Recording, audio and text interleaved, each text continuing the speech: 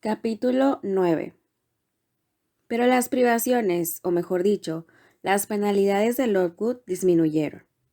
Se acercaba la primavera, de hecho ya había llegado. Desaparecieron las escarchas invernales, se derritieron las nieves y se suavizaron los vientos cortantes. Mis maltrechos pies, torturados e hinchados por el viento gélido de enero, empezaron a curarse con los suaves aires de abril. Las noches y las mañanas dejaron de helarnos la sangre en las venas con sus temperaturas canadienses. Ya era soportable la hora de recreo que pasábamos en el jardín. A veces, en los días soleados, era incluso agradable y acogedor, y los arriates marrones se cubrieron de un verdor que aumentaba día a día, y nos hacía pensar que la esperanza se paseaba por allí durante las noches, dejando las huellas cada vez más alegres de sus pasos, cada mañana. Se asomaban flores entre las hojas, campanillas, alazores, prímulas moradas y pensamientos dorados.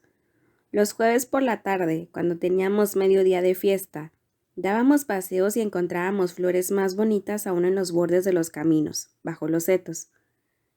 Descubrí también que existía un gran placer, un goce sin más límites que el horizonte, fuera de los altos muros de nuestro jardín. Este placer consistía en un panorama de nobles cimas rodeando un gran valle, rico en sombras y verdor, con un límpido arroyo, lleno de oscuras piedras y remolinos centelleantes. Qué diferente era esta escena vista bajo el cielo plomizo de invierno, endurecida por la escarcha y amortajada por la nieve, cuando las brumas mortecinas flotaban al impulso del viento por los picos amoratados, y bajaban por los prados hasta mezclarse con la helada niebla del arroyo. Este era un torrente turbio y furibundo entonces, que hendía con su rugido el aire bajo la lluvia o el granizo, y destrozaba el bosque de sus orillas, que ostentaba solo filas y filas de esqueletos. Abril dio paso a mayo, un mayo alegre y sereno, lleno de días de cielos azules, un sol apacible y suaves brisas del oeste o del sur. La vegetación maduraba vigorosamente. Los grandes esqueletos de olmos, fresnos y robles recobraron su vitalidad majestuosa. Brotó una profusión de plantas silvestres en los recovecos. Infinitas variedades de musgo llenaron los huecos, y el sol parecía reflejarse en la exuberancia de las belloritas amarillas, cuyo destello vi iluminar los rincones más oscuros con su maravilloso lustre. Disfruté plenamente de todo esto a menudo, sin vigilancia y casi sola. Pero esta inusitada libertad y este goce tenían un motivo, que ahora me corresponde relatar. ¿No parece este un lugar agradable para vivir, con las colinas y bosques alrededor y el arroyo en medio? Desde luego era agradable, pero distaba mucho de ser sano. La cañada donde yacía Lockwood era una trampa de niebla y de pestilencia que, con la llegada de la primavera, engendró una epidemia de tifus, que invadió las aulas y los dormitorios de nuestro orfanato, convirtiendo la escuela en hospital. El hambre y los resfriados mal curados habían predispuesto a la mayoría de las muchachas para el contagio. 45 de las 80 alumnas cayeron enfermas a la vez. Las clases se abandonaron y las normas se relajaron. A las pocas que estábamos bien, nos permitían hacer lo que quisiéramos, ya que la enfermera insistía en que necesitábamos mucho ejercicio para mantenernos sanas. Y aunque no hubiera sido así, nadie tenía tiempo libre para vigilarnos o controlarnos. Las pacientes recibían toda la atención de la señorita Temple, que pasaba todo su tiempo en la enfermería, saliendo solo para dormir unas cuantas horas por la noche. Las profesoras estaban ocupadas haciendo las maletas y demás preparativos para la partida de las chicas afortunadas que tenían familias y amigos dispuestos a alejarlas del foco de infección. Muchas, ya enfermas, volvieron a sus casas para morir. Otras murieron en la escuela y fueron enterradas discreta y rápidamente, puesto que la naturaleza del mal desconsejaba cualquier demora. Así, mientras la enfermedad se había instalado en Lockwood y la muerte lo visitaba a menudo, mientras convivían la tristeza y el miedo entre sus muros, mientras las habitaciones y los pasillos estaban invadidos por los olores hospitalarios de las drogas y los sahumerios que pugnaban por vencer los efluvios de mortandad, Ese mayo soleado brillaba sin nubes sobre las hermosas colinas y los bellos bosques del exterior. El jardín también relucía de flores. Las malvarrosas habían brotado altas como árboles. Las azucenas habían germinado. Los tulipanes y las rosas florecían. Los macizos reventaban de estardis rosa y margaritas de color carmesí. La eglantina despedía su aroma a especias y manzanas por la mañana y por la noche. Y todos estos tesoros fragantes no tenían más cometido para la mayoría de las internas de Lockwood que proporcionar de vez en cuando un ramo de flores para sus ataúdes. Pero yo y las otras chicas sanas disfrutábamos plenamente de las bellezas del lugar y de la estación. Nos permitían deambular como gitanas por el bosque desde la mañana hasta la noche. Hacíamos lo que se nos antojaba e íbamos a donde queríamos. Y teníamos una vida mejor también. El señor Bluntschli y su familia nos acercaban a Lockwood en esas fechas, por lo que nos libramos de su intervención en los asuntos domésticos. La cocinera malhumorada se había marchado, espantada por el miedo a contagiarse. Su sucesora, antes matrona del dispensario de Lockton, no conocía las costumbres de su nuevo hogar y nos alimentaba con relativa liberalidad. Además, había menos que alimentar, ya que las enfermas comían poco. Nos llenaban más los cuencos del desayuno, y cuando no tenía tiempo de preparar un almuerzo formal, lo que ocurría con frecuencia, nos daba un gran trozo de pudín o una gruesa rebanada de pan con queso, y nos lo llevábamos al bosque, donde cada una comía opíperamente donde más le gustase. Mi lugar preferido era una roca ancha y lisa que se erguía blanca y seca en el centro del arroyo, a la que solo se accedía baldeando el agua. Hazaña que yo realizaba descalza. La roca era lo bastante amplia para acomodar sin estrecheces a otra chica y a mí. Ella era mi compañera predilecta en aquel entonces, una tal Mary Ann Wilson, un personaje perspicaz y observador, cuya compañía me deleitaba, en parte porque era ingeniosa y original, y en parte porque tenía una manera de ser que hacía que me sintiera cómoda. Unos cuantos años mayor que yo, sabía más del mundo y me contaba muchas cosas que me gustaba oír. Gratificaba mi curiosidad y era tolerante con mis defectos, permitiéndome dar rienda suelta a mi charloteo. Tenía el don de la narrativa y yo el del análisis.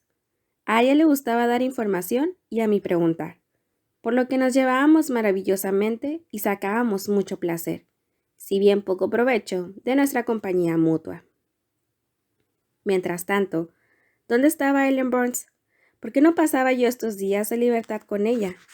¿La había olvidado o era tan voluble que se me había cansado la pureza de su compañía?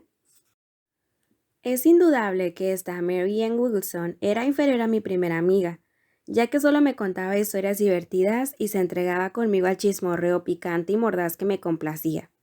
En cambio, Ellen, si la he retratado fielmente, estaba cualificada para dar a los que teníamos el privilegio de tratarla un ejemplo de cosas más elevadas. Así es, lector. Yo sabía esto, y aunque soy un ser imperfecto, con muchos defectos y pocas cualidades que me rediman, nunca me cansé de Ellen Burns, ni dejé de abrigar hacia ella un sentimiento de afecto tan fuerte, tierno y respetuoso como cualquiera que haya cobijado mi corazón. No podía ser de otro modo, puesto que Ellen, siempre y en todas las circunstancias que me mostró, una amistad serena y leal, nunca agriada por el mal humor ni turbada por la irritación. Pero Ellen estaba enferma. Llevaba unas cuantas semanas alejada de mi vista y no sabía qué habitación. Me dijeron que no estaba en la parte de la casa destinada al hospital de las enfermas de tifus, pues no era este su mal, sino la tisis. Yo en mi ignorancia pensé que la tisis era una cosa sin importancia y que los cuidados y el tiempo la curarían. Ratificó esta idea mía el hecho de que una o dos veces, en las tardes cálidas y soleadas, bajaba con la señorita Temple que la sacaba al jardín. Pero en esas ocasiones no se me permitió acercarme para hablar con ella.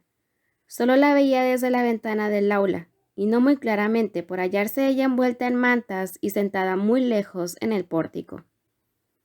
Una tarde a principios de junio, me quedé largo rato en el bosque con Mary Ann. Nos habíamos separado de las demás, como de costumbre, y nos habíamos alejado mucho, tanto que nos perdimos, y tuvimos que preguntar el camino en una casita solitaria en la que vivían en él un hombre y una mujer que cuidaban de una manada de cerdos semisalvajes, que se alimentaban de bellotas en el bosque.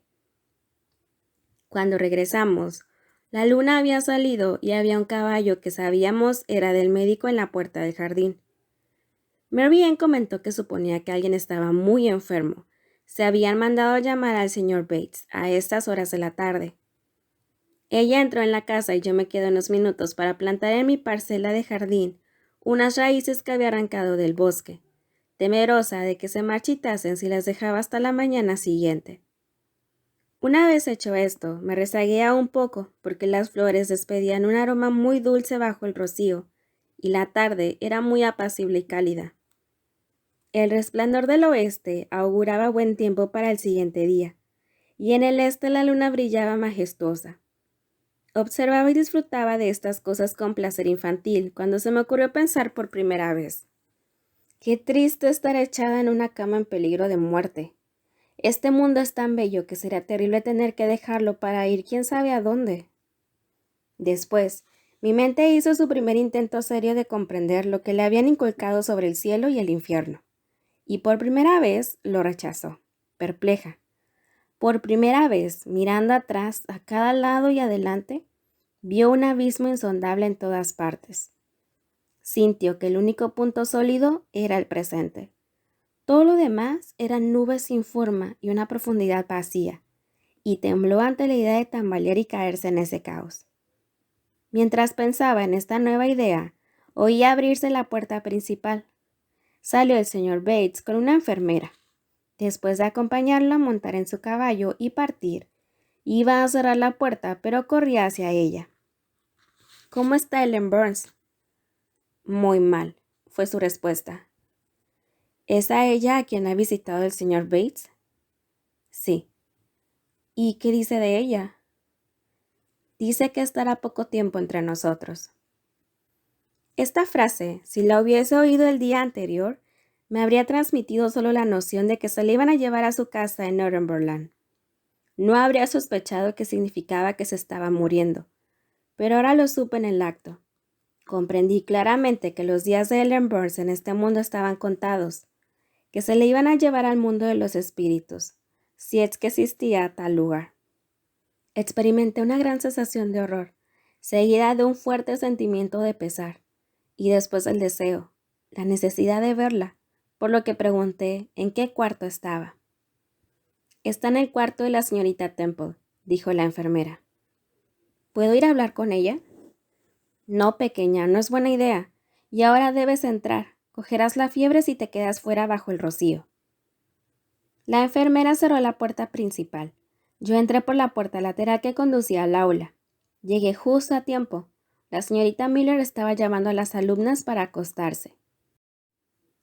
Podían ser 2 horas después, probablemente cerca de las 11, cuando no habiendo podido conciliar el sueño, y juzgando por el silencio total que reinaba en el dormitorio, que todas mis compañeras yacían en brazos de Morfeo. Me levanté sigilosamente, me puse el vestido encima del camisón y me deslicé descalza fuera del dormitorio para ir en busca del cuarto de la señorita Temple. Estaba en el otro extremo de la casa, pero conocí el camino, la luz de la despejada luna estival que se asomaba por las ventanas del corredor. El olor del alcanfor y vinagre quemado me advirtió que me aproximaba a la enfermería, y pasé deprisa, temerosa por si la enfermera de noche me oía. La posibilidad de ser descubierta me horrorizaba, pues debía ver a Ellen, debía abrazarla antes de que muriese, debía darle un último beso, intercambiar con ella una última palabra. Habiendo bajado una escalera, atravesado una parte del edificio y conseguido abrir y cerrar sin hacer ruido 2 puertas, me hallé ante otra escalera, que subí y por fin me encontré frente al cuarto de la señorita Temple. Se veía luz a través del ojo de la cerradura y por debajo de la puerta. Un profundo silencio invadía las inmediaciones. Acercándome descubrí que la puerta estaba entreabierta, quizás para que circulase algo de aire en el cuarto mal ventilado de la enfermera. No queriendo perder tiempo y dominada por impulsos de impaciencia, con el alma y los sentidos angustiados, la abrí del todo y me asomé. buscando a Ellen con los ojos, temerosa de hallarme ante la muerte. Cerca de la cama de la señorita Temple, medio oculta por las cortinas de esta, se encontraba una camita. Vi la silueta de un cuerpo bajo las mantas, pero las cortinas ocultaban el rostro. La enfermera con la que había hablado en el jardín estaba dormida en un sillón. Una vela sin despabilar llameaba débilmente en la mesa. La señorita Temple no estaba a la vista. Después me enteré de que la habían llamado a atender a una paciente que deliraba en la enfermería. Me adelanté y me detuve junto a la cama. Tenía la mano en la cortina, pero prefería hablar antes de retirarla. Todavía me espantaba el horror de encontrarme con un cadáver. Helen, susurré. ¿Estás despierta? Se movió. Retiró la cortina ella misma y vi su cara, pálida y demacrada, pero serena. Parecía tan poco cambiada que mis temores se disiparon al instante.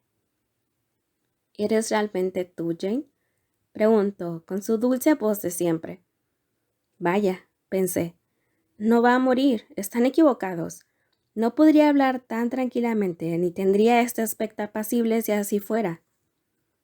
Me subí a la cama y le di un beso.